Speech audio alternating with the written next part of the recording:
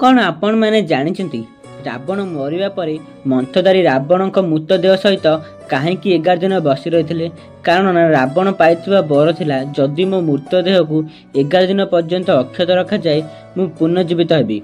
मंथधारी एही बरर रहस्य जानिथिले ओ से रावण को फेरे आनिया पई एक योजना करथिले। मंथधारी सब पाखरे एक तांत्रिक यज्ञ आरंभ करथिले। सेतिरे व्यवहार करथिले 108टी नीलकंठ पक्षीर रक्त, 11टी कुमारी कन्यार केश और रावण को नाभिरे थिबा नवग्रहर किछि भग्न अंश। रावण देहर थिबा राक्षसी तेज बाहरी न जाऊ ता पई मंत्रधारी निज रक्तरे सबकु लेपन करथिले। एहा एक प्राचीन विद्या थिला जहा कि शरीर को अमरकोश भितर रखुथिला। लक्ष्मण एही योजना जानी पारी हनुमान को गुप्तचर रूप में रखिथिले।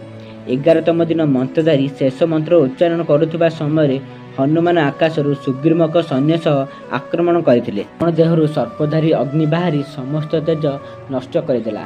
मंत्रधारी समस्त चेष्टा नष्ट हो जाइथिला। एही स्त्री काहींकि रामायणर बड़ रहस्य होई रहिचंती आसता भिडियो रे जानिबा।